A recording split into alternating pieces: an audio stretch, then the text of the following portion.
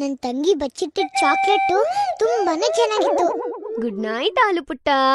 ಆ ಓಹೋ, ಮಲ್ಗಕ್ಕಿಂತ ಮುಂಚೆ ಹಲ್ಲುಜ್ಜಿಲ್ಲ ಅಂತ ಕಾಣಿಸ್ತಿದ್ಯಲ್ಲ.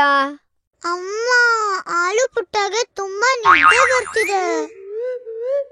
ಆಲು ಪುಟ್ಟ ಮಲ್ಕೊಂಡ್ಬಿಡ್ತು. ಓ ಹಾಗಾ?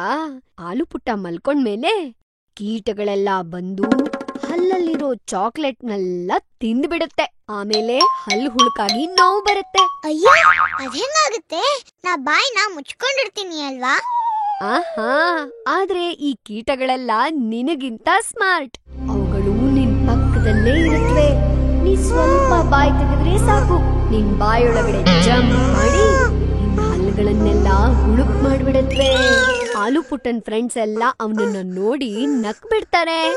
ಅಷ್ಟೇ ಅಲ್ಲ, ಆಲು ಪುಟ್ಟಂಗೆ ಇಷ್ಟ ಇರೋ ತಿಂಡಿನೆಲ್ಲ ಅವನ್ ನೋಡ್ಬಹುದು ಅಷ್ಟೇ, ತಿನ್ನಕ್ಕಾಗೋದೇ ಇಲ್ಲ. ಪಾಪ ನನ್ನ ಆಲು ಪುಟ್ಟ. ಏನು ತಿನ್ನಕ್ಕಾಗಲ್ವಾ? ಕೀಟಗಳೇ ಓಡ್ ಹೋಗಿ, ಹುಳುಗಳೇ ಓಡ್ ಹೋಗಿ. ಆಲು ಪುಟ್ಟ ನಿಮಗೆಲ್ಲ ಹೇಗೆ ಡಿಶುಮ್ ಡಿಶುಮ್ ಮಾಡ್ತಾನೆ ನೋಡಿ. ಮೇಲೆ ಡಿಶುಮ್, ಕೆಳಗೆ ಡಿಶುಮ್ ಡಿಶುಮ್, ಮೇಲೆ ಡಿಶುಮ್, ಕೆಳಗೆ ಡಿಶುಮ್ ಡಿಶುಮ್.